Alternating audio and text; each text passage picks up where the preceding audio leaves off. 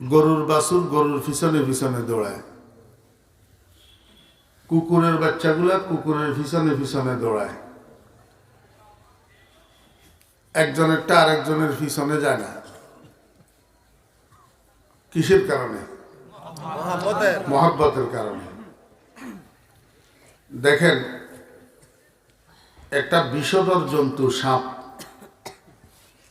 ডিমের থেকে বাচ্চা ফুটায়, যতক্ষণ পর্যন্ত এই বাচ্চাগুলা কর্মক্ষম না হয় ততক্ষণ পর্যন্ত সাপ বসে বসে বাচ্চাগুলারে পাহারাদারি করে।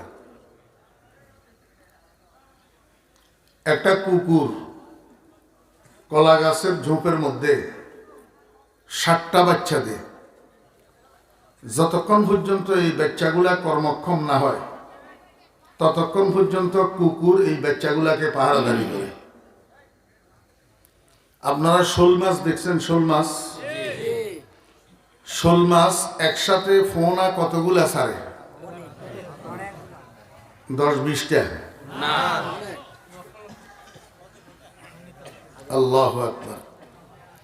আচ্ছা, শোল মাছ এই ফোনা দেওয়ার পরে ফোনা এগুলারে ছাড়ি দিয়ে ছাড়ে না, এগুলার সাথে লইয়া পুকুরের কিনারে কিনারে কিনারে কিনারে কিনারে চলে। যখন উপরের দিক থেকে কোনো হামলাকারীর হামলা অনুভব করে তখন লেজ দিয়ে পানির মধ্যে একটা বাড়ি মারে। মায়ের লেজের বাড়ি এটার ইশারা ওই ফোনাগুলা বুঝে, সাথে সাথে মা বাচ্চা উভয়ে পানির তলায় চলে যায়। তখন আক্রমণকারী আর শিকার করতে পারে না। কিসের কারণে? মহব্বতের কারণে। আপনাদের এলাকায় কবুতর পালে না? কবুতর বাসার মধ্যে ডিম থেকে বাচ্চা ফুটায়, যতক্ষণ পর্যন্ত এই বাচ্চাগুলা কর্মক্ষম না হয়, নিজে নিজে আহার অন্বেষণ করার যোগ্য না হয়, তখন কবুতর নিয়ে বাহিরে যায়, আহার তালাশ করে।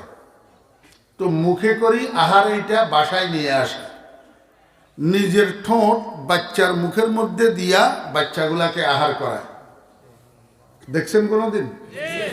কিসের কারণে? আল্লাহু আকবার। আমরা মনে করছি খালি আমরা বউ মূল্যে কান্দি। জি না, দুইটা কবুতরের মধ্যে স্বামী স্ত্রীর সম্পর্ক, একটা পুরুষ কবুতর আর একটা মহিলা কবুতর। কোনো কারণে অকারণে মহিলা কবুতরটা মারা গেছে। ভোর রাত্রে ফজরের আজান হওয়ার আগে ঘুম থেকে জাগি এই পুরুষ কবুতর এটা বউয়ের জন্য কান্দে।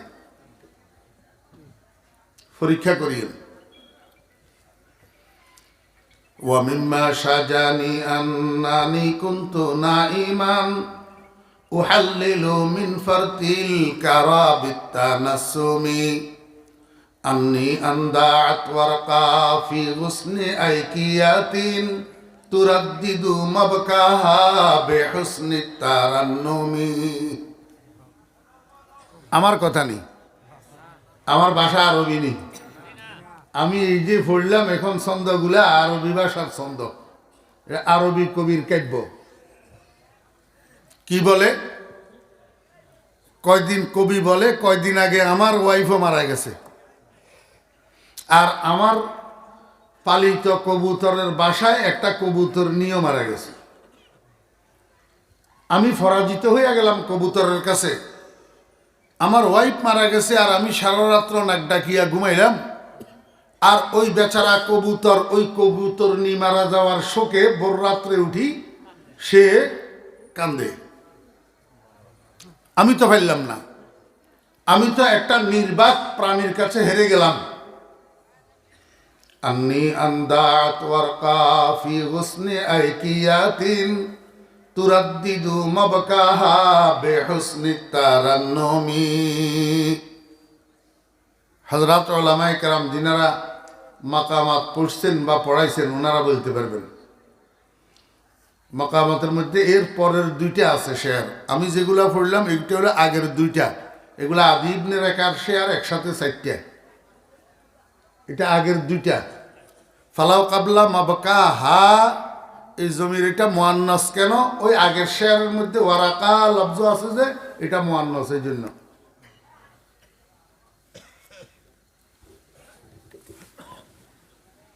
আমি আপনাদেরকে বুঝাইতে চাইছিলাম মহব্বত শুধু মানুষ বুঝে এমন না, অন্য অন্য প্রাণীও বুঝে। আল্লাহ পাক রব্বুল আলামিন গোটা সৃষ্টি জগৎটারে মহব্বতের ধাতুর উপরে তৈরি করছেন। কেন করলেন এই কাজটা? মহব্বতে হাকিকি বুঝানোর জন্য। মহব্বত দুই প্রকার, একটা মহব্বতে মাজাজি আর একটা মহব্বতে হাকিকি। আপনাদেরকে বোঝানোর জন্য আমি বলবো স্থায়ী মহব্বত আর অস্থায়ী মহব্বত। স্থায়ী ভালোবাসা আর অস্থায়ী, দুনিয়ার যে ভালোবাসা এটা নিষেধ না, দুনিয়ার ভালোবাসা নিষেধ না। স্বামী স্ত্রীকে মহব্বত করা নিষেধ না, স্ত্রী স্বামীকে মহব্বত করা নিষেধ না, মা বাপ সন্তানদেরকে মহব্বত করা নিষেধ না, সন্তানেরা মা বাপকে মহব্বত করা নিষেধ না। যদি নিষেধ হইতো, হযরত আলী রাদিয়াল্লাহু আনহু হযরত ফাতেমা রাদিয়াল্লাহু আনহার ইন্তেকালের পরে ফাতেমাকে যখন দাফন করা হয়েছে, হযরত আলী রাদিয়াল্লাহু আনহু ফাতেমার কবরের কাছে যাইয়া কি কয়? হাবিবুন গাবা আন আইনি ওয়া জিসমি, হাবিবুন গাবা আন আইনি ওয়া জিসমি ওয়া আন কলবি হাবিবি লা ইয়াগিবু, হাবিবুন লাইসা ইয়াদিলুহু হাবিবুন ওয়া মা লিসাওয়াহু ফি কলবি নাসিবু। আল্লাহু আকবার। হযরত আলী রাদিয়াল্লাহু আনহু বলেন, হে দুনিয়ার মানুষ, তোমরা তো জানো না আমার এমন এক বন্ধু আমার থেকে গায়েব হইয়া গেছে, যে শুধু আমার চোখের থেকে আর আমার শরীরের থেকে আড়াল হইছে, আমার অন্তরের থেকে আড়াল হয় নাই। কার কথা বলতেছে? ফাতেমার কথা। কার কথা? ফাতেমা রাদিয়াল্লাহু আনহার কথা। আল্লাহু আকবার। হাবিবুন লাইসা ইয়াদিলুহু হাবিবুন ওয়া মা লিসাওয়াহু ফি কলবি নাসিবু।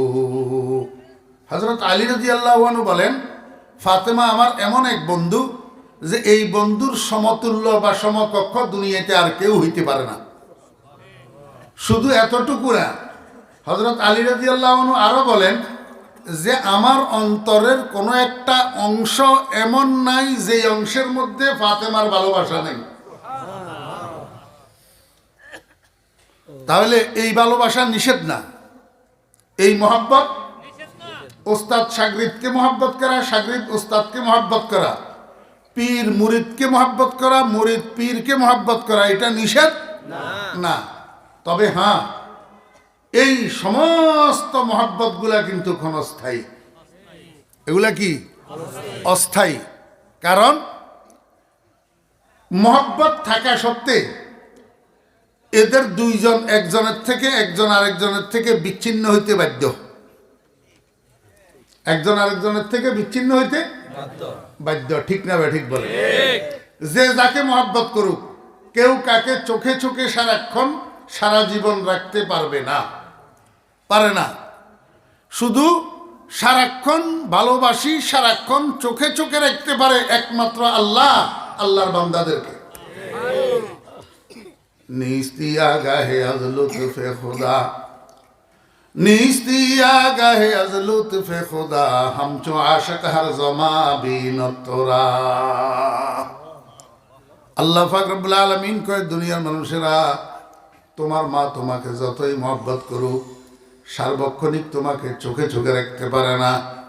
তুমি তোমার মাকে যত বেশি মহব্বত করো, তোমার মাকে তুমি সার্বক্ষণিক চোখে চোখে রাখতে পারো না। কোনো স্বামী স্ত্রীকে পারে না, কোনো স্ত্রী স্বামীকে পারে না, কোনো সন্তান মা বাপকে পারে না, কোনো মা বাপ সন্তানকে পারে না। ওরে মহব্বতের ভিত্তিতে সারাক্ষণ চোখে চোখে রাখতে পারে একমাত্র আল্লাহ। নিস্তিয়া গাহে আজ লুৎফে খুদা, হাম চো আশিক হর জমা বিনত তোরা। আল্লাহ কয়, বান্দা, দুনিয়ার মধ্যে আশেকে যেরকম মাশুকের পাহারাদারি করে, আশেকে মাশুকের কি করে, কেন পাহারাদারি করে? এটাকে আরবিতে রাকাবত বলে। একজন আরেকজনকে ভালোবাসলে তাকে পাহারাদারি করে। কেন পাহারাদারি করে? আরেকজনের সাথে কথা কয়নি কোনো, আরেকজনের সাথে হাসেনি কোনো, আরেকজনের সাথে ভিতরে ভিতরে কোনো ট্যাঙ্কি মারেনি কোনো, পাহারাদারি করে। अल्लाह अकबर। डरता उसका के मुसव्विर ही न बन बैठे रकीब, इसलिए तस्वीर जाना हमने खिंचवाई नहीं। কবি বলতেছে আমি একজনকে ভালোবাসতাম, আমি জীবনেও তার একটা ফটো উঠাই নাই। কেন ফটো উঠাই নাই? ফটোগ্রাফারের সামনে যে আমি আমার বন্ধুকে নিয়ে যাব, আমার বন্ধুর চেহারা দেখি সে যদি আবার পাগল হইয়া যায়, এটা তো আমি বরদাস্ত করতে পারবো না। এটা ভালোবাসার নিয়ম। দুনিয়ার কোনো স্বামী বরদাস্ত করতে পারে না তার স্ত্রী আরেকজনের সাথে একান্তে হাসি ঠাট্টা করুক। ঠিক না বে ঠিক?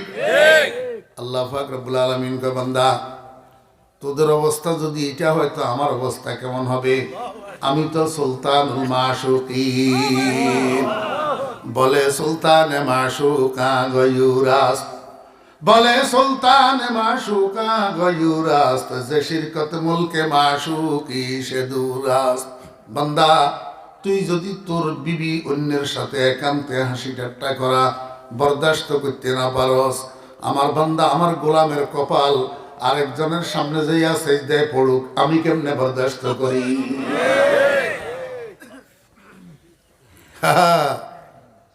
আল্লাহু আকবার।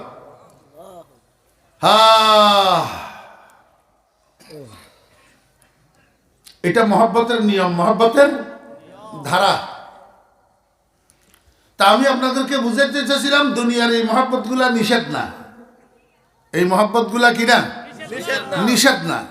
বরং আপনি যদি দোতলায় উঠতে হয় সিঁড়ি বাইয়ে উঠতে হবে না? জি। তাহলে সিঁড়ি হলো দোতলায় উঠার মাধ্যম। দোতলায় উঠার কি মাধ্যম? আপনি সিঁড়িরে আসল মনে করলে আপনি ধোকায় পড়বেন।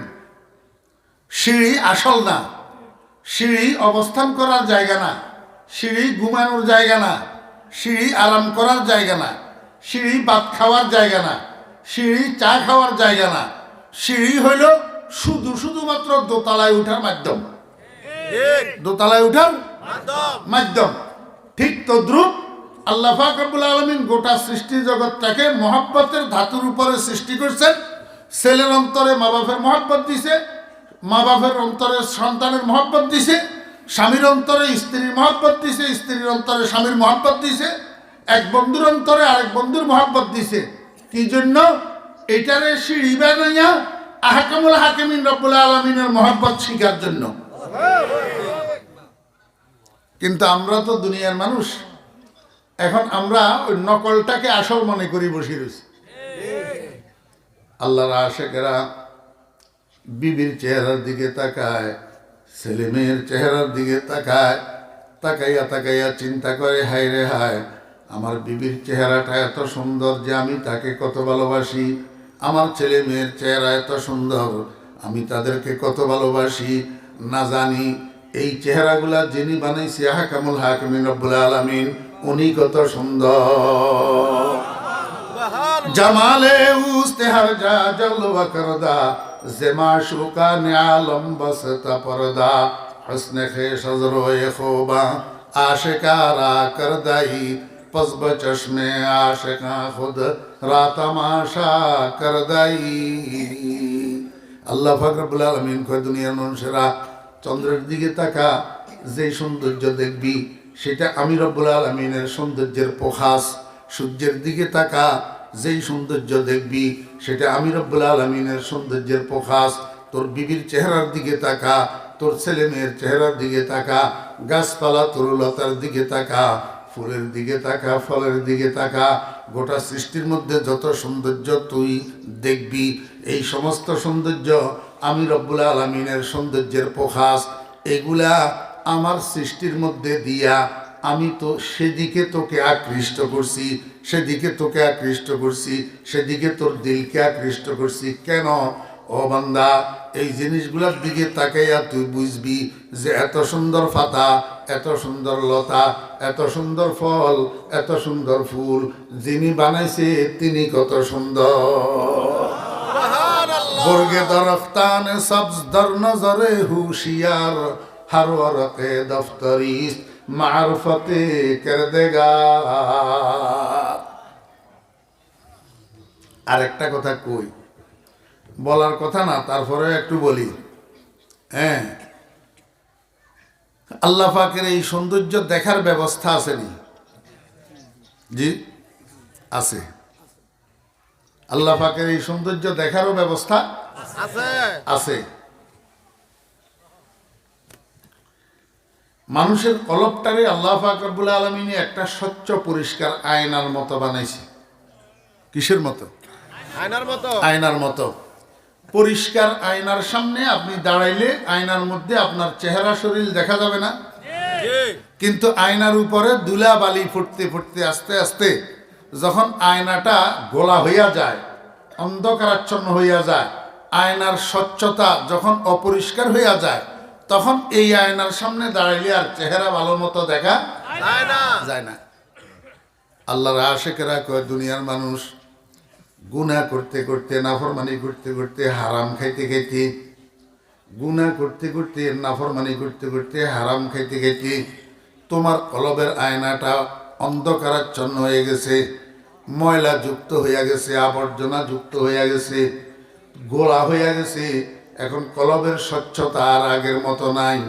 এই কারণে তুমি দেখো না, আবার মেহনত করি কলবের স্বচ্ছতা যদি পুনরুদ্ধার করতে পারো, কলবকে যদি আগের মতো আয়নার মতো পরিষ্কার করতে পারো, তো এই কলবের আয়নার মধ্যে আহকামুল হাকিমিন রব্বুল আলামিনকে দেখার একটা ব্যবস্থা আছে। কোথায় কিভাবে দেখবা? এই জন্য আল্লাহর হাবিব জনাব রাসূলুল্লাহ সাল্লাল্লাহু আলাইহি ওয়াসাল্লাম বলেন, ও দুনিয়ার মানুষেরা, আমি তো মেরাজে যাইয়া আল্লাহ পাকের সাথে দিদার করছি একবার, আর সেখান থেকে আসার সময় তোমাদের জন্য এমন ব্যবস্থা নিয়ে এসেছি, তোমরা দৈনিক আল্লাহর সাথে দিদার করবা 5 বার। কয়বার? আল্লাহু আকবার। কোথায়? সিজদার ভিতর। কোথায়? সিজদার ভিতর। এই জন্য আমাদের দাদা পীর হযরত ফটিয়ার মুফতি সাহেব রহমাতুল্লাহ আলাইহি আল্লাহর দরবারে শেষ রাত্রে মুনাজাত ধরি বসে বসে কান্দে, মাল দৌলত কি হাওয়াস দিল সে নিকাল, দিল কো পর আনোয়ার কর এ জুল জালাল। আয় আল্লাহ, দুনিয়ার মায়া, দুনিয়ার মহব্বত, টাকা পয়সার মায়া, টাকা পয়সার মহব্বত, দুনিয়ার ক্ষমতা, দুনিয়ার সরদারি মাতাব্বরির মহব্বত, এগুলা মানুষের দিলকে অন্ধকার করে দে। দিলকে কি করে দে? অন্ধকার করে। আয় আল্লাহ, মাল দৌলতের মহব্বত তুমি আমার অন্তর থেকে বাইর করে দাও। মাল দৌলত কি হাওয়াস দিল সে নিকাল, দিল কো পর আনোয়ার কর এ জুল জালাল। আয় আল্লাহ, তুমি তোমার মারফতের আলো দিয়া, তোমার ইশক ও মহব্বতের আলো দিয়া আমার অন্তরটাকে আলোকিত করে দাও। এতে করে আমার লাভ কি হবে? আল্লাহু আকবার। মাল দৌলত কি হাওয়াস দিল সে নিকাল, दिल को पर अनवार कर ऐ जुल जलाल, दिल हो आए ना तेरी दीदार का, सर झुका कर देख लो तेरा जमाल। या अल्लाह, আমার অন্তরটাকে তুমি এমন আলোকিত করে দাও, আমার অন্তরটাকে তুমি একটা পরিষ্কার স্বচ্ছ আয়নার মতো করে দাও। আমি যখন এই পরিষ্কার আয়নার মতো কলবটা লইয়া সিজদায় যাব, সিজদার মধ্যে তোমার জামাল, তোমার রূপ, তোমার সৌন্দর্য আমি যেন অবলোকন করতে পারি। প্রকৃতপক্ষে নামাজটা যেন আমার জন্য মেরাজে পরিণত হইয়া যায়। সুবহানাল্লাহ। দিল হো আয়ে না তেরি দীদার কা, সর ঝুকা কর দেখ লো তেরা জামাল। আল্লাহু আকবার। ও ভাইরা, গোটা সৃষ্টি জগৎকে আল্লাহ পাক মহব্বতের ফাউন্ডেশনের উপরে কেন তৈরি করলেন?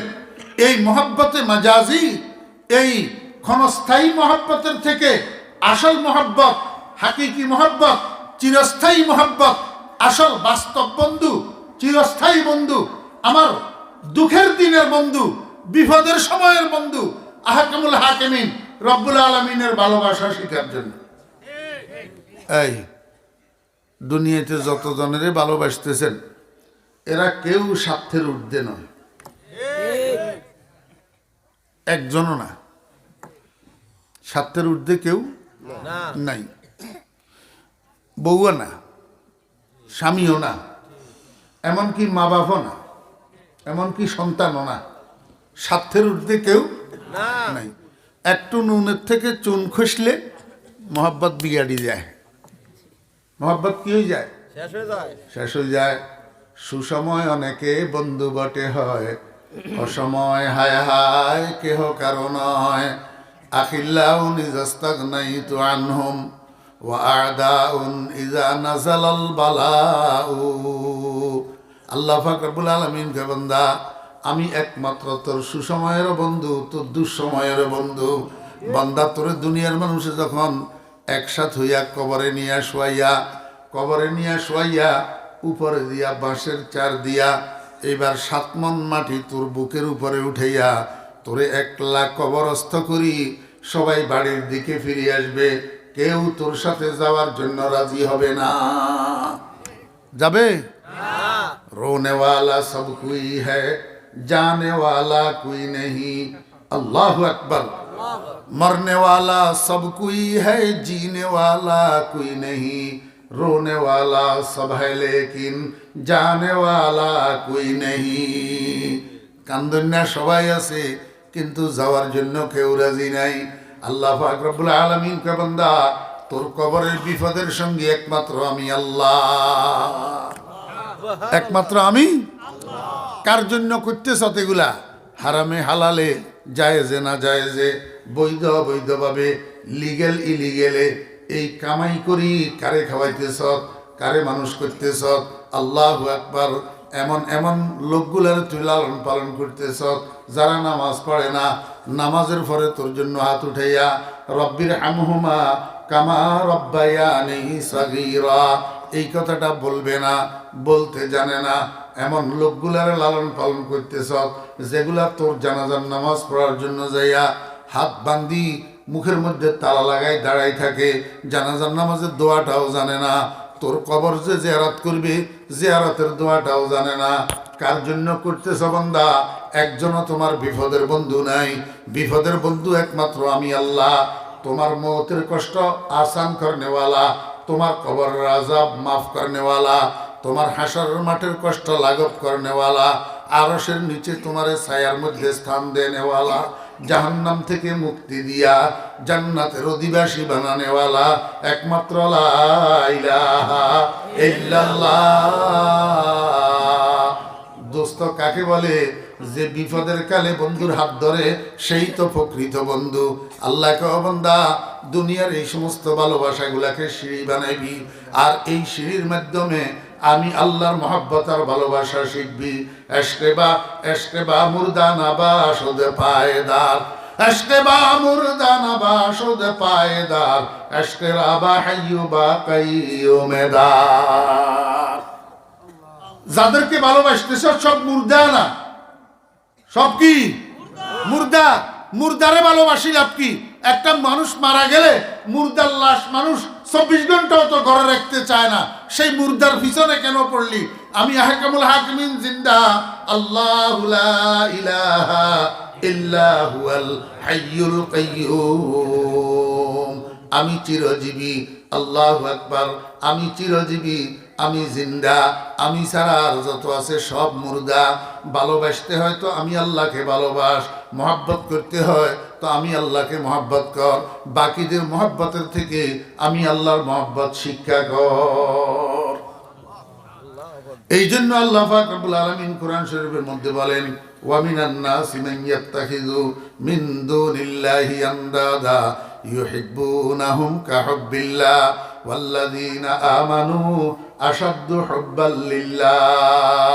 দুনিয়ার মধ্যে কিছু মানুষ আছে যারা গায়রুল্লাহকে আল্লাহ পাকের সমকক্ষ বানাইয়া গায়রুল্লাহরে আল্লাহর সমকক্ষ বানাইয়া আল্লাহরে যেরকম মহব্বত করা দরকার গায়রুল্লাহরে সেরকম মহব্বত করে। আর কিছু মানুষ আছে তাদের নাম ইমানদার, পরিপূর্ণ ইমানদার, খাঁটি ইমানদার, 16 আনা ইমানদার। আমার ভাইরা দোস্ত আহবাব, আল্লাহ পাক বলেন ওয়াল্লাযীনা আমানু, এই ইমানদার যারা পরিপূর্ণ ইমানদার, খাঁটি ইমানদার, 16 আনার ইমানদার, এই মানুষগুলার স্বভাব হইল আসাদ্দু হুব্বাল লিল্লাহ।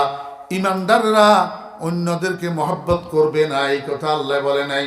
আল্লাহ বলছেন আসাদ্দু, কঠিনতম, মজবুততম, শক্ত, অধিক শক্ত। তারা কোন হিসাবে? হুব্বাল লিল্লাহ, আল্লাহর মহব্বতের হিসাবে।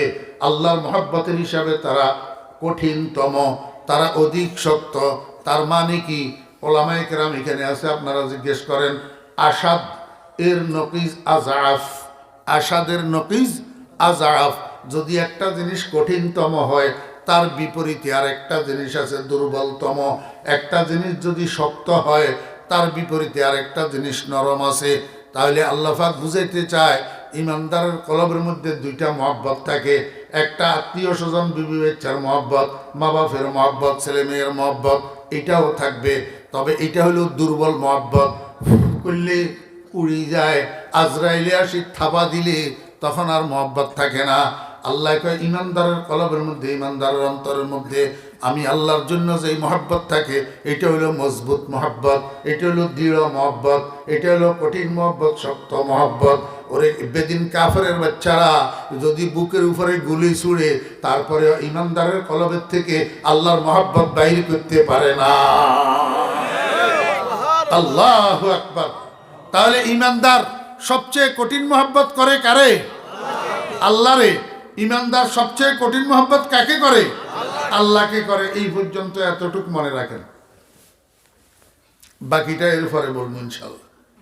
আল্লাহর হাবিব জনাব রাসূলুল্লাহ সাল্লাল্লাহু আলাইহি ওয়াসাল্লাম বলেন, লা ইউমিনু আহাদুকুম হাত্তা আকুনা আহাব্বা ইলাইহি মিন ওয়ালিদিহি ওয়া ওয়ালাদিহি ওয়ান নাসি আজমাইন। আল্লাহর হাবিব বলেন, হে আমার উম্মতগণ, ততক্ষণ পর্যন্ত তুমি পরিপূর্ণ ইমানদার হইতে পারবে না যতক্ষণ পর্যন্ত তোমার আব্বা আম্মার থেকে, তোমার ছেলে মেয়ের থেকে, দুনিয়ার অন্য সমস্ত ভালোবাসার পাত্রগুলার থেকে, মহব্বতের পাত্রগুলার থেকে আমি নবীর মহব্বত তোমার অন্তরে বেশি না হবে, আমি নবী তোমার কাছে অধিক প্রিয় না হব, ততক্ষণ পর্যন্ত তুমি পরিপূর্ণ ইমানদার হইতে পারবে না। এতক্ষণের আলোচনার দ্বারা দুইটা কথা আমি আপনাদেরকে বুঝেছি। একটা কথা হইল ইমানদার সবচেয়ে বেশি মহব্বত করবে 1 নম্বর আল্লাহকে, 1 নম্বর আল্লাহকে। আল্লাহর পরে সবচেয়ে বেশি মহব্বত করবে কাকে? আল্লাহর রাসূলকে। কেন? এই কেনটার উত্তর দেওয়া হইলে আমার আজকের কথা শেষ। ইমানদার সবচেয়ে বেশি মহব্বত করবে 1 নম্বর আল্লাহকে, 2 নম্বর আল্লাহর রাসূলকে। কেন? ও বেরা দোস্ত আহবাব, মহব্বত 2 প্রকার। মহব্বত কয় প্রকার? 2 প্রকার। একটা হলো মহব্বতে তবেঈ, আর একটা হলো মহব্বতে আকলি। একটা মহব্বতে তবেঈ, এটা হলো স্বভাবগত মহব্বত, জন্মগত মহব্বত। আর একটা হলো মহব্বতে আকলি, জ্ঞানের বিবেচনায় মহব্বত, জ্ঞানের বিবেচনায় মহব্বত। এই মহব্বতে আকলি যেটা জ্ঞানের বিবেচনায় মহব্বত হয়, এই মহব্বতটা 3 কারণে হয়। 1 নম্বরে জামাল, 2 নম্বরে কামাল, 3 নম্বরে নাওয়াল। জামাল, কামাল, নাওয়াল, বাংলায় রূপ, গুণ, দয়া। একজন মানুষ আরেকজন মানুষকে জ্ঞানের বিবেচনায় মহব্বত করে 3 কারণে। হয়তো রূপের কারণে, নয়তো গুণের কারণে, নয়তো দয়ার কারণে। এই 3 কারণের যে কোনো এক কারণে একজন মানুষ আরেকজন মহব্বতকে ভালোবাসে, একজন মানুষ আরেকজন মানুষকে ভালোবাসে। বুঝছেন না? বুঝেন না? কয় কারণে? 3 কারণে। হয় রূপ, না হলে গুণ, না হলে দয়া। আচ্ছা, জানা থাকলে বলেন তো, হযরত ইউসুফ আলাইহিস সালামের জুলাইখা যে ভালোবাসছিল, এটা কিসের কারণে ভালোবাসছিল? হ্যাঁ, রূপের কারণে। আল্লাহর নবী হযরত ইউসুফ আলাইহিস সালামের আল্লাহ পাক রব্বুল আলামিন কি পরিমাণ রূপ দান করেছিলেন। রসুলে খুদা জনাবে মোহাম্মদুর রসুল্লাহ সাল্লাল্লাহু আলাইহি ওয়াসাল্লাম বলেন, আল্লাহর হাবিব জনাবে রসুল্লাহ সাল্লাল্লাহু আলাইহি ওয়াসাল্লাম বলেন, আল্লাহ পাক সমস্ত সৃষ্টি জগৎকে বানানোর আগে কতগুলা রূপ আর সৌন্দর্য তৈরি করছেন। এই রূপ আর সৌন্দর্যকে দুইটা ভাগ করছেন। এক ভাগ দিয়া আসমান জমিন চন্দ্র সূর্য গ্রহ নক্ষত্র যত কিছু আছে সব কিছু তৈরি করছেন। আর এক ভাগ দিয়া একা হযরত ইউসুফ আলাইহিস সালামকে তৈরি করছেন। আল্লাহু আকবার। ইন্না নাবিয়াল্লাহি ইউসুফ কাদ উতিয়া শাতরাল হুসন। ইউসুফ আলাইহিস সালামের একা অর্ধেক। এবারে বুঝি থাকলে বলেন তো, 14 তারিখের পূর্ণিমার চাঁদ বেশি সুন্দর না ইউসুফ আলাইহিস সালামের চেহারা বেশি সুন্দর? ইউসুফ আলাইহিস সালামের চেহারা। এখানে আবার ধোঁকা খাইয়েন না। তার মানে এই কথা ন যে আমাদের প্রিয় নবী হযরত মুহাম্মদ মুস্তাফা সাল্লাল্লাহু আলাইহি ওয়াসাল্লামের রূপের পরিমাণ ইউসুফ আলাইহিস সালাম থেকে কম। এটা বুঝলেন কেমনে আমার ভাইয়েরা, দোস্ত আহবাব? একদিন ইয়াহুদি মহিলা একটা হযরত আয়েশা সিদ্দিকা রাদিয়াল্লাহু আনহার কাছে গেছে কোনো প্রয়োজনে। কথার মাঝখানে ইয়াহুদি মহিলা আয়েশা সিদ্দিকা রাদিয়াল্লাহু আনহারে জিজ্ঞাসা করে, আয়েশা বলো দেখি তোমার স্বামীর রূপ বেশি না আল্লাহর নবী ইউসুফের রূপ বেশি? হযরতে আয়েশা সিদ্দিকা রাদিয়াল্লাহু আনহা কয়, ও ইয়াহুদি মহিলা, তুই কেন আমার এই প্রশ্ন করেছিস? আমি জানি তোদের ধর্মগ্রন্থ তাওরাতের মধ্যে একটা কথা পাইছস যে আল্লাহ পাক আল্লাহর সৃষ্ট সৌন্দর্যের অর্ধেক দিয়া ইউসুফ আলাইহিস সালামকে একা বানাইছে, আর বাকি অর্ধেক দিয়া সমস্ত সৃষ্টি জগৎকে বানাইছে। এতে করে তোদের ভুল ধারণা হয়েছে, বুঝি মুহাম্মদুর রাসূলুল্লাহ সাল্লাল্লাহু আলাইহি ওয়াসাল্লামের ভাগে বাকি অর্ধেকের ভাগের ভাগ এক ভাগ পড়ছে। এই জন্য তোদের ধারণা মুহাম্মদুর রাসূলুল্লাহ সাল্লাল্লাহু আলাইহি ওয়াসাল্লামের রূপের পরিমাণ তোদের নবী ইউসুফের থেকে কম। আম্মা জান আয়েশা সিদ্দিকা রাদিয়াল্লাহু আনহা বলেন, ইহুদি মহিলা শুন, আমি আমার বন্ধু মুহাম্মদুর রাসূলুল্লাহ সাল্লাল্লাহু আলাইহি ওয়াসাল্লামকে বলতে শুনেছি, আল্লাহর হাবিবের সাথ করেছেন, আল্লাহ পাক এই পৃথিবীতে সর্বপ্রথম আমি মুহাম্মদুর রাসূলুল্লাহ সাল্লাল্লাহু আলাইহি ওয়াসাল্লামকে তৈরি করেছেন। আমার আগে আর কোনো কিছু আল্লাহ পাক বানায় নাই। সাইয়্যিদুল কাউনাইন মিসবাহুদ দুজা আউয়ালুল মাখলুক ফি ইলমিল আযাল। রাসূল আকরাম সাল্লাল্লাহু আলাইহি ওয়াসাল্লাম বলেন, আমাকে আল্লাহ পাক রব্বুল আলামিন যেই রূপ আর সৌন্দর্য দিয়া তৈরি করেছেন, এই রূপের প্রকাশটাকে মূলত দুইটা ভাগ করছেন। এক ভাগ দিয়া ইউসুফ আলাইহিস সালামকে বানাইছেন, আর এক ভাগ দিয়া সমস্ত সৃষ্টি জগৎকে বানাইছেন। দোনোটারে একসাথ করলে যেই পরিমাণ হয়, সেই পরিমাণ রূপ আর সৌন্দর্য একা আমি মুহাম্মদুর রাসূলুল্লাহ সাল্লাল্লাহু আলাইহি ওয়াসাল্লামকে দান করেছে।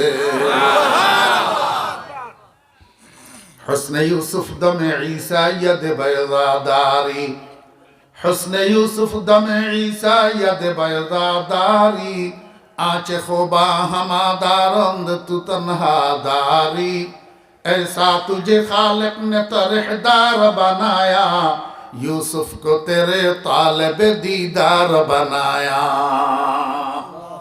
अल्लाह अकबर। ओ बेरा दोस्त आबाब, হিন্দুস্তানের হিন্দুর ছেলে একটা বলে ইসলাম গ্রহণ করছে। ইসলাম গ্রহণ করার পরে তার নাম রাখা হয়েছে সালেক। কি নাম রাখা হয়েছে? সালেক। তো কিছুদিন যাওয়ার পরে এই সালেকেরে এক লোকে জিজ্ঞাসা করতেছে, ও সালেক, এই পৃথিবী থেকে আসমান পর্যন্ত যদি পুরাটা দামি দামি সম্পদের স্তূপ হয়, স্বর্ণ মুদ্রার স্তূপ হয়, পৃথিবীর এক প্রান্ত থেকে অপর প্রান্ত পর্যন্ত, উত্তর মেরু থেকে দক্ষিণ মেরু পর্যন্ত, পূর্ব প্রান্ত থেকে পশ্চিম প্রান্ত পর্যন্ত গোটাটা যদি স্বর্ণ মুদ্রার রূপ্য মুদ্রার দ্বারা ভর্তি করে দেওয়া হয়, গোটা পৃথিবীর সমস্ত পাহাড়ের পাথরগুলাকে যদি পরশ পাথরে পরিণত করে দেয়া হয়, এই সমস্ত দামি দামি সম্পদকে যদি তোর এক পাশে রাখা হয় এক ভাগ, আরেক পাশে আরেক ভাগ যদি মুহাম্মদুর রাসূলুল্লাহ সাল্লাল্লাহু আলাইহি ওয়াসাল্লামকে বসাই দেওয়া হয়, তোর ইচ্ছার উপরে যদি ছেড়ে দেওয়া হয়, তুই কোন ভাগ নিবি? কি রসুলের ভাগ নিবি না দামি দামি সম্পদের স্তূপ এটা নিবি? সালেকে কয়, ও মুসলমান, মনে রাখিস, আমি তো একটা হিন্দুর ছেলে, নতুন ইসলাম গ্রহণ করছি। আমাকে যদি এরকম ইচ্ছা দেওয়া হয়, এরকম ইচ্ছার উপরে ছেড়ে দেওয়া হয়, আমি এই দামি দামি সম্পদের স্তূপের দিকে তাকাইয়াও দেখব না। আমি মুহাম্মদুর রাসূলুল্লাহ সাল্লাল্লাহু আলাইহি ওয়াসাল্লামের দুইখানা জুতা মুবারক বুকে জড়াইয়া নেব আর দুনিয়ার মানুষকে দেখাবো এই পৃথিবী ভর্তি দামি দামি সম্পদের থেকে আমার কাছে ইসলামের নবীর দুইখানা জুতার দাম বেশি। गर फर्श से ता अर्श हो एक मालिक अंबार और शर्क से ता गरबे हो पर दरहम दीनार हर जर्रा हो दुर और वे फारिस बने कोसार और एक तरफ हो मेरे वो सैयद अबरार फिर साले के मिस्की से कहे अब तू क्या ले सब छोड़ के नालैने मोहम्मद को उठा ले। আমি তো আজকে বলবো বাঞ্ছারামপুরবাসী যুবকেরা ও আমাদের সুসন্তানেরা, সূর্য সন্তানেরা, বাঞ্ছারামপুরবাসী যুবক তরুণেরা, খুশিতে আমার আত্মহারা। তোমাদের মতো ছেলেরা গান বাজনা করে, তোমাদের মতো ছেলেরা কনসার্ট করে, আজকে তোমরা যুবকেরা এমন একটা মাহফিলের আয়োজন করেছ, আল্লাহর কোরআনের মাহফিলের আয়োজন করেছ, অত্যন্ত আমি আনন্দিত। সাথে সাথে তোমাদেরকে আমি একটা কথা বলবো, তুমি তো মুহাম্মদুর রাসূলুল্লাহ সাল্লাল্লাহু আলাইহি ওয়াসাল্লামের উম্মত। যদি সত্যি সত্যি মুহাম্মদুর রাসূলুল্লাহ সাল্লাল্লাহু আলাইহি ওয়াসাল্লামের উম্মত তুমি হয়ে থাকো, তাহলে একটা হিন্দুর ছেলে ইসলাম গ্রহণ করার পরে যদি ইসলামের নবী সম্পর্কে এইরকম অনুভূতি ব্যক্ত করতে পারে, পৃথিবীবর্তী সম্পদের দিকে, পৃথিবীবর্তী মালের দিকে আমি তাকাইয়াও দেখব না, আমি মুহাম্মদুর রাসূলুল্লাহ সাল্লাল্লাহু আলাইহি ওয়াসাল্লামের দুইখানা জুতা বুকে জড়াইয়া নেব। তুমিও তো মুসলমানের সন্তান, তুমিও তো আব্দুর রহমান আব্দুল করিমের ঔরসে জন্মগ্রহণ করেছ, তুমিও তো আমেনা বেগম ফাতেমা বেগমের দুধ পান করে বড় হয়েছ। ইসলামের নবী মুহাম্মদুর রাসূলুল্লাহ সাল্লাল্লাহু আলাইহি ওয়াসাল্লাম সম্পর্কে তোমার ওপিনিয়ন কি, তোমার অনুভূতি কি, তোমার অভিব্যক্তি কি? তুমি কেন ইসলামের নবীকেও অনুধাবন করতে পারলে না? তোমার চুল কেন ইহুদি খ্রিস্টানের মতো, হিন্দুর ফোলার মতো ঘুরাইয়া মাথার উপরে তুবা একটা বানাইয়া তুমি কেন চুল কাটবা? মুসলমানের সন্তান যদি হইয়া থাকো আমাকে একটু বুঝাইয়া বলো না, বুঝাইয়া বলো না আমাকে। তুমি তো মুহাম্মদুর রাসূলুল্লাহ সাল্লাল্লাহু আলাইহি ওয়াসাল্লামের উম্মত, তুমি তো মুহাম্মদুর রাসূলুল্লাহ সাল্লাল্লাহু আলাইহি ওয়াসাল্লামের উম্মত। তুমি কেন সিনেমার পর্দার রূপের পাগল হইবা? তুমি কেন টেলিভিশনের পর্দার রূপের পাগল হইবা? তুমি কেন টাচ মোবাইলের মধ্যে অশ্লীল উলঙ্গ, অর্ধ উলঙ্গ ছবি কতগুলার রূপের পাগল হইবা? তুমি কেন তথাকথিত নাফাক পানির তৈরি ওই নর্তকী গায়িকাদের রূপের পাগল হইবা, ডান্সারদের রূপের পাগল হইবা? তুমি কেন মুহাম্মদুর রাসূলুল্লাহ সাল্লাল্লাহু আলাইহি ওয়াসাল্লামের রূপের সন্ধান করিবা না? দিল মেরা তসখির কিয়া এক আরবী নে মক্কি মদনী হাশমি ও মুত্তালবী নে। তোমরা তো আমাদেরকে সেকেলে বলো, তোমরা তো আমাদেরকে আনকালচার বলো, আমরা নাকি দুনিয়ার স্ট্যাটাস বুঝি না, আমরা নাকি সোশ্যাল মেনটেন করতে জানি না, আমরা নাকি আল্লাহু আকবার মডার্ন বুঝি না, এই জন্য আমরা ঘরে টেলিভিশন রাখি না। ও আমার সন্তানেরা, ও সূর্য সন্তানেরা, কেমনে টেলিভিশনের দিকে তাকাইতাম, কেমনে বেগানা নর্তকী এই বেহায়া ডান্সারদের চেহারার দিকে তাকাইতাম। আমার দিলটাকে ওই দিন পাগল বানিয়ে রাখছে যে দিন কিতাবের মধ্যে মুহাম্মদুর রাসূলুল্লাহ সাল্লাল্লাহু আলাইহি ওয়াসাল্লামের রূপের বর্ণনা পেয়েছি, সেদিন থেকে আমার দিলটা আত্মহারা হইয়া রয়েছে, পাগল পারা হইয়া রয়েছে। আমি তো রাত্র দিন 24 ঘন্টা আল্লাহর দরবারে কান্দি, আয় আল্লাহ, স্বপ্নের মধ্যে হইলেও তুমি আমাকে মুহাম্মদুর রাসূলুল্লাহ সাল্লাল্লাহু আলাইহি ওয়াসাল্লামের চেহারায় আনোয়ারটা দেখাইয়া দাও না। কম আজ কম খাব মে দেখলা দে ইয়া রব, কম আজ কম খাব মে দেখলা দে ইয়া রব, মুঝে রুখসারে তাবানে মুহাম্মদ। তুমি মুহাম্মদুর রাসূলুল্লাহ সাল্লাল্লাহু আলাইহি ওয়াসাল্লামের রূপের পাগল না হইয়া তুমি ওই ডান্সার নায়িকা গায়িকাদের রূপে কেমনে পাগল হইলা? আল্লাহু আকবার। যেই কথাটা আমি আপনাদেরকে বুঝাইতে চেয়েছিলাম, আল্লাহর নবী হযরত ইউসুফ আলাইহিস সালামকে আল্লাহ পাক যে রূপ দিয়েছিলেন সেটাও কম না, সেটাও কি না? সমস্ত সৃষ্টি জগতের মধ্যে যতটুকু রূপ ততটুকু রূপ একা হযরত ইউসুফ আলাইহিস সালামের। ও ভাইরা, এই সূর্যের দিকে দিনের 12টার সময় সরাসরি তাকাইলে মেঘশূন্য পরিষ্কার আকাশে দৃষ্টি ফেরত আসে, তাকানো যায় না। যদি সূর্যের রূপ আর সৌন্দর্য ইউসুফ আলাইহিস সালামের থেকে কম হয়, তাহলে ইউসুফ আলাইহিস সালামের চেহারার দিকে কেমনে তাকানো যাইত? কি পরিমাণ সুন্দর ছিল। জুলেখা হযরত ইউসুফ আলাইহিস সালামের সৌন্দর্য আর রূপটা সরাসরিও দেখে নাই, দেখছে স্বপ্নে। দেখছে স্বপ্নে, স্বপ্নে দেখছে। স্বপ্নে দেখি পাগল হয়ে গেছে। স্বপ্নে দেখি কি হয়ে গেছে? পাগল হয়ে গেছে। আমি আপনাদেরকে বুঝাতে চেয়েছিলাম, জুলেখা হযরত ইউসুফ আলাইহিস সালামের উপরে যে পাগল হইল, কিসের কারণে? রূপের কারণে। তাহলে বোঝা যায় একজন মানুষ আর একজন মানুষকে যে কয়টা কারণে মহব্বত করে, তার মধ্যে একটা কারণ রূপ। একটা কারণ রূপ। আমার বেয়েরা দোস্ত আবাব, আরেকটা কারণ হলো গুণ। আরেকটা কারণ কি? গুণ। ছেলে বিদেশ থেকে এসছে, মা বাপ তাকে বিয়ে করাবে। এখন এক জায়গায় পাত্রী দেখছে, মা বাপ ছেলেরে কয়, বাবা তুই সহ চল, পাত্রী দেখি আসি। ছেলে কয়, আমি যাওয়ার দরকার নাই, তোমাদের চয়েস আমার চয়েস, তোমাদের পছন্দ আমার পছন্দ, তোমরা যাইয়া দেখি আসো। আব্বা আম্মা দুজন গেছে পাত্রী দেখার জন্য। পাত্রী দেখছে, চয়েস করছে। চয়েস করছে যে ঠিক, কিন্তু ধোঁকা খাইছে। চয়েস করছে যে ঠিক, কিন্তু কি খাইছে? ধোঁকা খাইছে। কেমনে ধোঁকা খাইলো? আজকাল এই ধোঁকা আমাদের দেশে আছে। বিউটি পার্লার, কি বিউটি পার্লার, রপ্তা রপ্তা তেরি সুরত মেরি সুরত বন গই। এখন বিউটি পার্লারে কাজ এটা করতেছে। তো আমার ভাইরা দোস্ত আবাব, পার্লারে নিয়া এমন মেকআপ করাইছে যে সমস্ত অঙ্গ বাহ্যিকভাবে দেখা যায়, এই অঙ্গগুলাকে মেকআপ করে একবারে সাদা বানাইয়া দিছে। মা বাপ মেয়ে দেখছে, পছন্দ হয়েছে, চাঁদের মতো সুন্দর ফুটফুটে, মাশাআল্লাহ। হ্যাঁ, বাড়িতে এসে বিয়ের দিন তারিখ ঠিক হয়েছে। আল্লাহর রহমতে পরের শুক্রবারে বিয়ে হয়েছে। বিয়ে হওয়ার পরে নতুন স্বামী নতুন বউয়ের লইয়া প্রাইভেট কারে কইরা বাড়িতে আনতেছে। আনার সময় গাড়ির মধ্যে একটু গরম লাগছে, পরে একটু গরম লাগছে, পরে নতুন বউয়ের শরীরে গাম বাইর হয়েছে, মুখের থেকে এক ফোঁটা গাম টেপাইয়া এই হাতের তালুর ফিটের উপরে পড়ছে। যখন এক দুই ফোঁটা ঘাম হাতের তালুর ফিটের উপরে পড়ছে, এখান থেকে মেকআপ সরে গেছে। যখন মেকআপ সরে গেছে, অরিজিনাল চামড়া ছাগলের চামড়ার মতো কালো ফুটি উঠছে।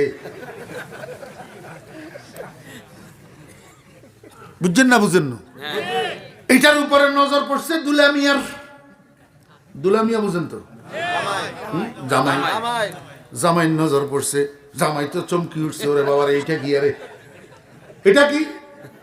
দিছে বিদ্যাঙ্গুলি দিয়া গসা, গসার লগে এইবার পুরাটা তালু পরিষ্কার হয়ে গেছে, কালো। এখন তো তার দেমাগে ধরছে, হাই কি করলাম? আব্বা আম্মারে পাঠালাম চয়েস করার জন্য। আব্বা আম্মা বললেন চন্দ্রের মতো সুন্দর ফুটফুটে, এখন দেখি ছাগলের চামড়ার মতো কালো, এটা আমার জন্য কি চয়েস করলো? বাড়িতে যাইয়া গাড়ি থেকে নামার আগেই শেরওয়ানি মেরওয়ানি সিঁড়ি টুপি টাফি ফেলি চিল্লানি শুরু করছে, তোমরা আমার জন্য এটা কি চয়েস করছো? ছাগলের চামড়ার মতো কালো, তোমরা কইলে এত সুন্দর, এখন কেন এমন হইল? বাপে কয় যে, বাপ কথা শুন, ব্যতিব্যস্ত হইস না, আমি তোর জন্য বাজার থেকে কাঁঠাল কিনছি, কাঁঠাল ফোঁসা পড়ছে, পাইলে খাইবি, না পাইলে না খাইবি, না হলে আরেকটা কিনে দিব, এত চিল্লাইতেছ কেন?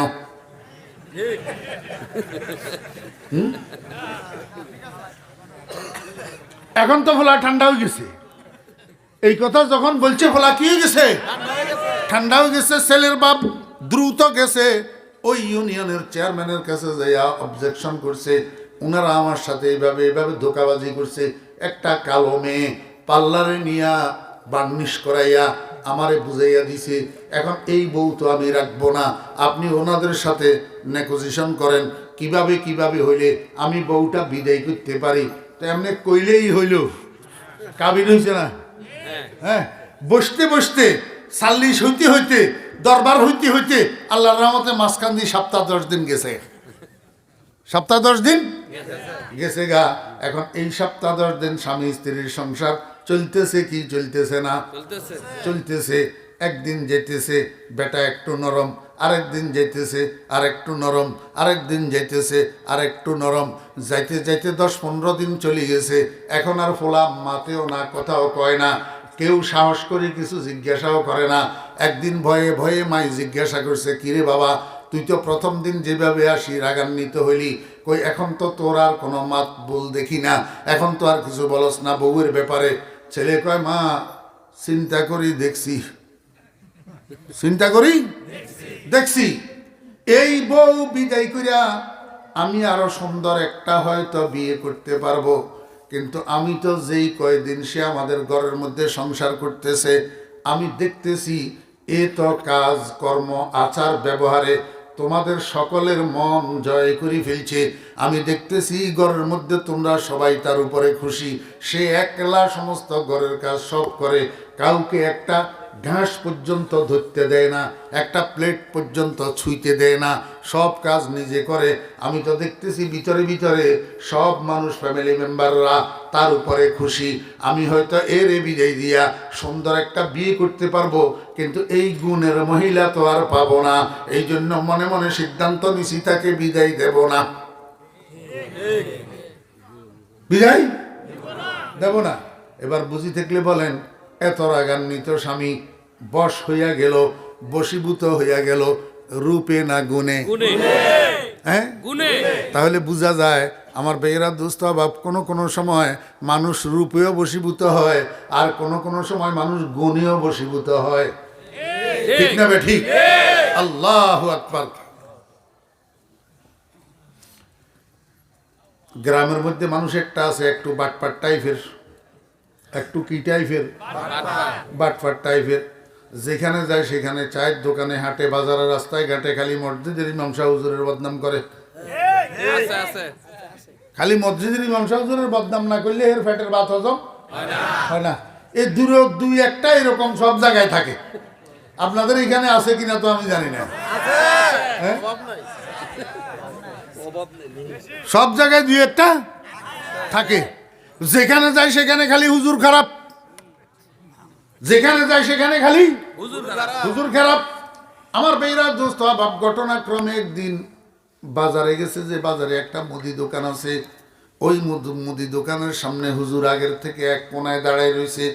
হুজুরের উনি দেখে নাই, উনি মুদি দোকানের সামনে গেছে।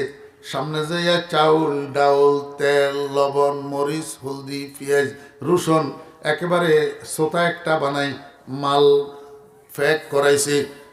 ঘরের মধ্যে মেহমান আসছে। হইতে হইতে হইতে হইতে আল্লাহু আকবার, যখন মাল প্যাক ত্যাগ করা শেষ হয়েছে, তখন জিজ্ঞেস করে, সদাগর সাহেব কত টাকা হইল? কয় ৩৫০০ টাকা। কয় আমার বাড়িতে মেহমান আসছে, আজকে আমার কাছে ৩৫০০ টাকা নাই, এই টাকাটা আমি আপনাকে আগামী শুক্রবারে দেব। দোকানদারে কয়, আপনি আমার এই কথা আগে কেন বললেন না? এত কষ্ট দিলেন, এতগুলো মাল প্যাক করাইলেন, এখন কোন টাকা নাই, আমি বাকি বিক্রি করতে পারবো না, মাল রাখি যান, মাল। সে কয়, সদাগর সাহেব আমার ঘরে মেহমান আসছে, আমার মেয়ের শ্বশুর শাশুড়ি আসছে, আমি বড় বিপদে পড়ে গেছি, না হলে মেহমানের কাছে লজ্জা পাবো। আপনার হাতে ধরি পায়ে ধরি, আমাকে মেহমানের কাছে লজ্জা দিয়েন না। আমি ওয়াদা করলাম শুক্রবারের পরে একদিনও যাবে না, শুক্রবার দিন আমি আপনার ৩৫০০ টাকা দিয়ে যাব। দোকানদারে কয়, অসম্ভব, আমি বাকি দেব না, বাকি। শেষ পর্যন্ত একরকম কান্নার মতো হইয়া গেছে। নিচের দিকে তাকাইয়া উপর হইয়া হেঁটতে হেঁটতে আল্লাহু আকবার বাড়ির দিকে রওনা দিছে। তো হুজুর যে কোনায় দাঁড়ায় দাঁড়ায় সব শুনছে, এটা কিন্তু সে জানে না, দেখে নাই। হুজুর আরেক দিক ঘুরি রাস্তার উপরে সামনে দিয়ে দাঁড়াইছে। দাঁড়াই আমার বেয়েরা দোস্ত আবার পকেটের থেকে টাকা বাইর করি, ১০০০ টাকার 4টা নোট পকেটের থেকে বাইর করি, হাতের মুষ্টির মধ্যে গুঁজে দিছে। কয়, জনাব এই টাকাটা রাখেন। হ্যাঁ, তো যতই প্রয়োজন হোক এমনি বলার সাথে সাথে রাখতে পারেনি, একটু ফর্মালিটি, না না না না কি দরকার, না ছিল বলা লাগে না? হ্যাঁ, না না না হুজুর কি দরকার, আপনি কেন আমার টাকা দিতেছেন? বনিতা ছাড়েন, মুদি দোকানের সামনে কি ঘটছে আমি সব দেখছি, সব শুনছি। আপনার বাড়িতে মেহমান আসছে, এখন খরচ এগুলা না নিলে আপনি মেহমানের কাছে লজ্জা পাবেন। আমি আপনাকে আল্লাহর ওয়াস্তে দিতেছি না, সদকা দিতেছি না, হাওলাত দিতেছি, কর্জ দিতেছি। যদি মুদি দোকানের বকেয়া আপনি পরিশোধ করতে পারেন তো আমারটাও পরিশোধ করতে পারবেন। আমাকে আগামী শুক্রবারে পাইলে আগামী শুক্রবারে দিয়েন, না হলে আরও পরে পাইলে আরও পরে দিয়েন। আমি আপনাকে কর্জ দিলাম, উপস্থিত আপনার প্রয়োজনটা একবার সারেন। তো আমতা করি, আবার সেদলে খামু করি, কোনো রকম পকেটে কি করছে, ঢুকেছে। এইবার যাইয়া মুদি দোকানের টাকাটা পেড করে খরচগুলা বাড়িতে নিছে। আমার বেহরা দোস্ত আবাব, এই যে এত বড় উপকারটা আজকে হুজুরে করে দিল, অন্তত আজকের পর থেকে জবানটা বন্ধ হয়ে গেছে। এখন আর যেখানে সেখানে হুজুর খারাপ আর হুজুরের গালি দেয় না, হুজুরের আর গালি দেয় না। রূপের কারণে, গুণের কারণে, দয়ার কারণে। কিসের কারণে? দয়ার কারণে। এখন বেচারা গরিব মানুষ, ইনকাম নাই, কিছু নাই, 4,000 টাকা এত তাড়াতাড়ি কেমনে শোধ করবে? যাইতে যাইতে 6 মাস হয়ে গেছে, টাকাটা শোধ করতে পারে না, লজ্জিত হইয়া রয়েছে। আরেকদিন সকালে আরেকজনের থেকে 4,000 টাকা কর্জ কইরা তুই টাকাটা লইয়া হুজুরের বাড়িতে যাইয়া উঠছে। হুজুর আসেননি? কয় জি আসি।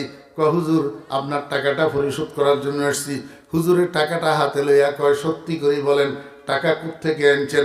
কয় হুজুর আমাকে বিপদে ফেলিয়েন না, আমি মিথ্যা বলতে বাধ্য হব। কয় না, মিথ্যা তো বলতে পারবেনই না, সত্যি বলেন টাকা কোত্থেকে আনছেন? কয় হুজুর শরম লাগতেছে, 6 মাস হয়ে গেছে আপনার টাকাটা দিতে পারি না, এই জন্য আরেকজনের থেকে ধার কইরা এখন নিয়ে আসছি আপনার টাকাটা দেওয়ার জন্য। হুজুরের টাকাটা হাতের মধ্যে গুজি দিই, কয় আমি আপনাকে টাকাটা হাদিয়া দিয়া দিলাম, আজকের পরে এই টাকাটা আপনি আমাকে আর পরিশোধ করা লাগবে না, যার থেকে ধার নিছেন তাকে নিয়ে টাকাটা দিয়া দেন। আমার বেহরা দোস্ত আবাব, মনটা তার এমন খুশি হয়ে গেছে, বাড়ি থেকে চলে গেছে। এতদিন তো আগে গালি দিত, মাঝখানে গালি বন্ধ হয়ে গেছে। এখন শুধু গালি বন্ধ হয় নাই, এখন অন্য কেউ যদি হুজুরের বিরুদ্ধে রাস্তাঘাটে কিছু কয়, লাঠি লইয়া দাঁড়ায়। শালার বেটারা, আমি বহুত দিন পর্যন্ত ভুলের ভিতরে ছিলাম, আমাদের হুজুরের মতো মানুষ দুনিয়াতে হয় না, উনি হুজুর না ফেরেশতা। দেখছেন নি? আগে এক সময় গালি দিত, মাঝখানে গালি দেওয়া বন্ধ হয়েছে, এখন গালি দেওয়া তো দূরের কথা, গুণ গাওয়া শুরু হয়েছে। কিসের কারণে? দয়ার কারণে।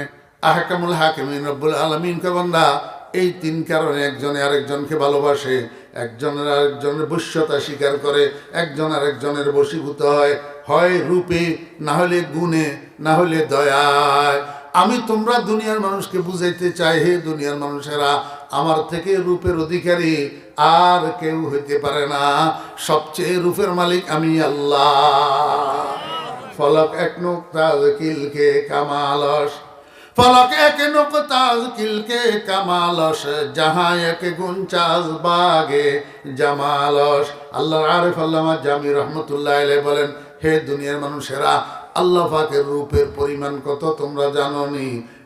সারা দুনিয়াটা যদি একটা সাগর হয়, এটা যদি রূপের সাগর হয়, এই রূপের সাগরের মধ্যে একটা কলমের নিপ যদি চুবানো হয়, নিপের আগায় যেই রূপটা লাগিয়ে আসবে, সেই রূপটা হলো সমস্ত সৃষ্টি জগতের রূপ, আর গোটা সাগরের রূপ পুরাটা হলো আহকামুল হাকিমিন রব্বুল আলামিনের রূপ।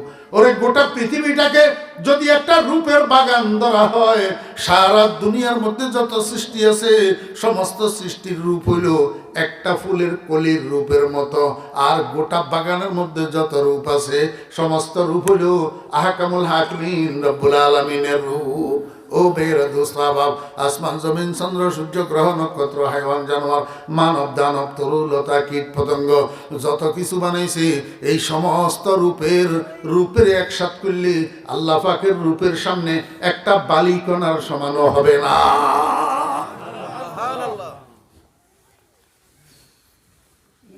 আল্লাহু আকবার।